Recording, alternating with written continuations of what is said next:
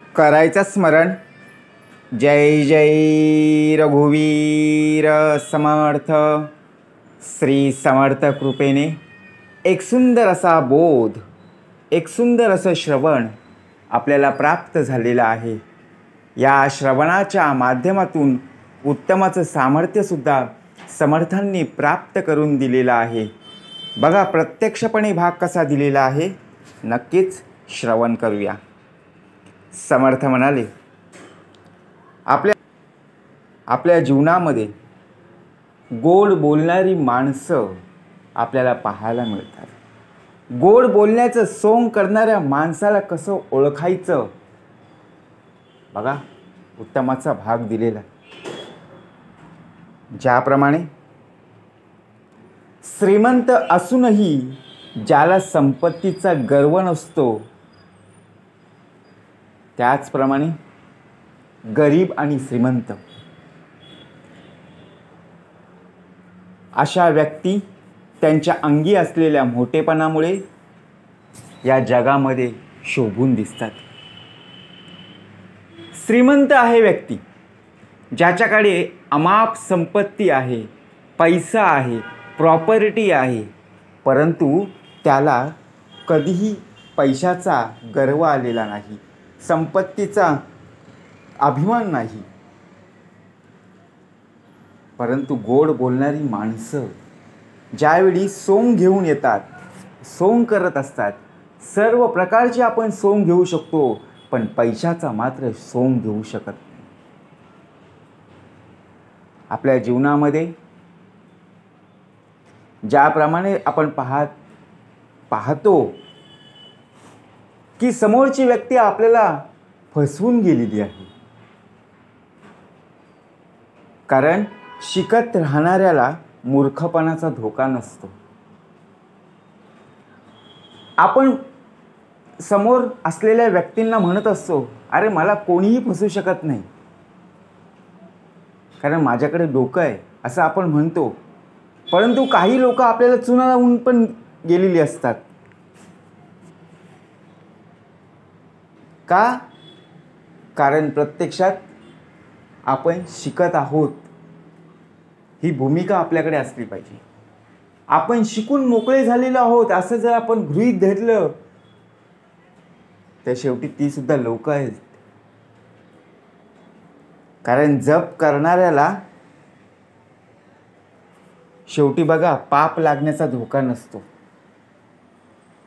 देवाचं जप करत आहे, देवाचं नामस्मरण करत आहे, कारण का?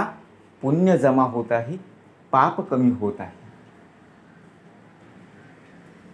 मग ज्यावेळी आपण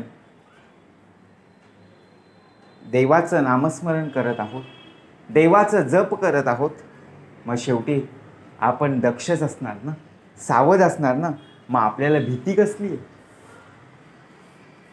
म्हणून कोणावरही विश्वास न ठेवता आपण आपल्या स्वतःवर विश्वास ठेवणं गरजेचं आहे. कारण दुसऱ्यांवर विश्वास जर ठेवलात आणि ती व्यक्ती आपल्याला फसवून गेली तर शेवटी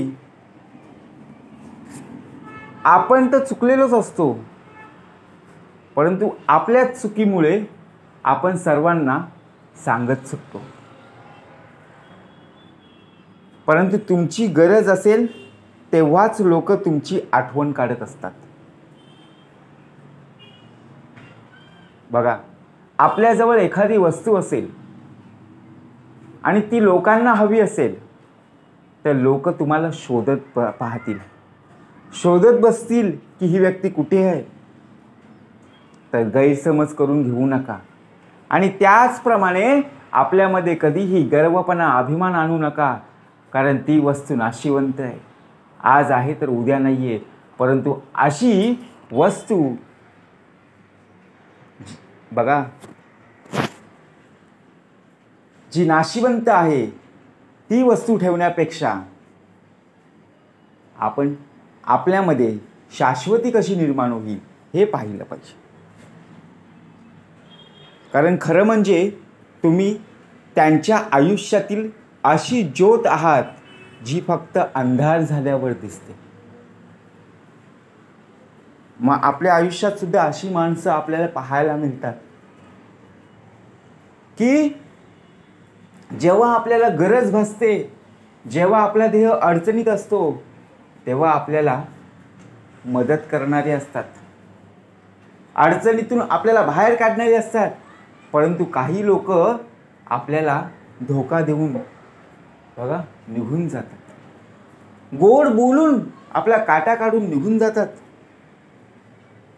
तुम्हाला दुःखात पाहून डोळ्यातून अश्रू वाहणारे आणि तुम्हाला सुखात पाहून तुमच्या सुखाचं कौतुक करणारे मित्र असले पाहिजेत. अशी आपली संगत पाहिजे. परंतु आपले मित्र कसे असतात? ज्यावेळी आपल्याकडे पैसा असतो त्यावेळी ते मित्र आपल्या जवळ असतात आणि आपल्या जवळचे एकदा पैसे संपले की तेच मित्र आपल्यापासून दूर होऊन जातात. विचार करा. पहावे आपणासी आपण. समर्थ म्हणाले, कुणाच्या अंतरी लागेल धक्का, ऐसी वर्तणूक करू नका आणि कुणालाही बोलू नका. कारण आपल्या मनातील दुःख कमी करण्याचं ठिकाण ते म्हणजे श्रवण. श्रवण असणं गरजेचं आहे या कलियुगामध्ये. कारण पाण्यात आणि मनात साम्य काय आहे? दोन्ही जर गढूळ असतील तर आयुष्य संपूर्णच जातं ना. पाण्यातील कचरा बाजूला सारायचा आहे, गढूळ पाणी बाजूला सारायचं आहे आणि मनातील सर्व कचरा घाण स्वच्छ करायची. दोन्ही जर उथळ असतील तर बघा आपण पातळी ओळखली गेली पाहिजे. दोन्ही स्वच्छ जर असतील तर तिथे आनंदच आहे. बरोबर ना. पाणी स्वच्छ असेल तर पिण्यायोग्य आहे, पाणी गढूळ असेल तर आपल्याला जरी तहान लागली तरी आपण पिऊ शकत नाही. मग तसंच आपल्या मनाचं आहे. मन जर स्वच्छ असेल तर मनामध्ये काहीही कचरा राहणार नाही. परंतु मन जर अस्वच्छ असेल, मनामध्ये संशय असेल, मनामध्ये चिंता असेल तर शेवटी जमा नावे शून्याकार. बरोबर की नाही? म्हणून चांगले दिवस पाहायचे असतील तर फरक आपण समजून घेतला पाहिजे. जसा आपल्या शेतामध्ये बघा भरती येते आणि आपलं शेत जर आपल्या नदीकिनारी असेल, खाडीजवळ असेल तर तो पाणी आपल्या शेतामध्ये येतो. मग आता नदीतलं पाणी किंवा खाडीतलं पाणी जर आपल्या शेतामध्ये येत असेल तर आपण तिथे बांधतो की नाही? कारण पाणी येऊ नये. मग तसंच आपल्या मनाला सुद्धा बांध घातला पाहिजे. आपल्यामध्ये येणारे वाईट विचार, आपल्यामध्ये बघा प्रत्यक्षात जे चुकीचे मार्ग आहेत त्यासाठी आपण योग्य तो मार्ग अवलंबला पाहिजे. आयुष्यात कठीण प्रसंगाचा सामना केल्याशिवाय चांगले दिवस येत नाही. दिवस येण्यासाठी कठीण परिश्रम घ्यावे लागतात. बरोबर की नाही?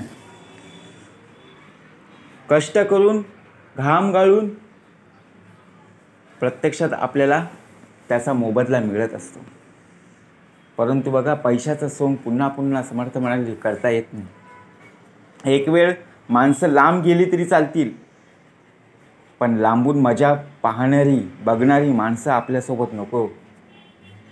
खूप मोठा धोका आपण पत्करतो की आपल्या आजूबाजूला असणारीच माणसं, आपले नातेवाईक असतील किंवा आपले शेजारी असतील आणि आपल्यावर एखादं संकट ओढवलं ना आणि ते जर मजा पाहत असतील ते शेवटी बघा आपल्याच मनाला किती यातना होत असतात. मग लांबून मजा पाहणाऱ्यांपेक्षा ती माणसं लांब राहिलेलीच चांगली ना. बघा जसजसे आपण दररोज एक प्रकारे नियोजन करत असतो आणि नियोजन केलं की त्याचप्रमाणे आपण त्या कृतीमध्ये आणलं पाहिजे. कृती नाही तर ज्ञानाला सुद्धा अर्थ नाही उरत. एखादं काम हाती घेतलं त्या कामाचं महत्त्व काय हे आपण जाणून घेतलं पाहिजे. कारण गोड बोलण्याचं सोंग करणारा माणूस कधीच आपला हितचिंतक नसतो. कारण साखरेची चव कशी आहे? गोड आहे ना. परंतु मिठासारखा खारट ज्ञान देणारा मित्र हाच खरा मित्र असतो. आतापर्यंत मिठामध्ये किडे पडले नाहीत ना, परंतु मिठाईमध्ये किडे पडले. विचार करा काय भाग दिला असेल. पाहावे आपणासी आपण, शोधा म्हणजे नक्कीच सापडेल. बरोबर की नाही? मिठाची बरणी, त्यामध्ये मीठ आहे आणि एका साखरेच्या डब्यामध्ये साखर ठेवा. बघा, पाहावे आपणासी आपण. म्हणून मिठासारखे मित्र असावेत. कारण माणसाला यश मिळवायचं असेल ते कोणाच्या आधारावर अवलंबून नसतं, चांगल्या विचारांवर अवलंबून असायला हवं. कारण आधार कायम सोबत नसतो, पण चांगले विचार मात्र कायम बरोबर राहतात. आज ही व्यक्ती आपल्यासोबत आहे, आपल्याशी वार्ता करते, परंतु या जगातून ती व्यक्ती निघून गेल्यावर ती व्यक्ती आपल्यासोबत नसेल तर तिचे असणारे विचार मात्र आपल्यासोबत कायम असतील, एवढं मात्र निश्चित. बरोबर की नाही? म्हणून समर्थ म्हणाले, यश मिळवायचं असेल तर कोणाच्या आधारावर अवलंबून कधीच राहायचं नाही. आपण आपल्या परीने जेवढं कार्य करता येईल तेवढं कार्याला उभं राहणं गरजेचं आहे. कार्य सिद्धीस नेण्यास श्री समर्थ आहे. कारण नकली मित्र हे सावलीसारखे असतात. आता आपल्या मागे उभे राहतील, परंतु एखादा संकट किंवा प्रसंग दिसला की आपल्या मागून केव्हा निघून जातील ते आपल्याला सुद्धा कळणार नाही. म्हणून उजेड असेपर्यंत साथ असणं गरजेचं आहे. मात्र अंधार पडताच गायब होतात. म्हणून चांगल्या वेळेत चांगली मित्र भेटत असतात आणि वाईट वेळेत खरे मित्र भेटायला येत असतात. म्हणजेच काय? वेळेचा संबंध नाही आहे, आयुष्याचा आहे. चांगल्या वेळी लोक बघा, जी न बोलणारी माणसं सुद्धा येत असतात, परंतु वाईट जेव्हा आपल्या बाबतीत घडत असतं तेव्हा चांगलीच माणसं दुरावतात आणि तीच लोक आपला आनंद घेत असतात, मजा पाहत असतात. कारण आपला जो गुंता झालेला आहे, ज्याप्रमाणे आपल्या घरामध्ये दोरा असतो तो गुंडाळलेला असतो, तो सोडवताना आपल्याला नाकी नऊ येतं, तसंच आपल्या मनाचा जो गुंता आहे तो सोडवायचा आहे. म्हणून सगळं संपून गेलेलं आहे. आता आपल्यालाही उत्तम प्रकारे राहायचं आहे. हीच ती वेळ आहे काहीतरी सुरू करण्याची.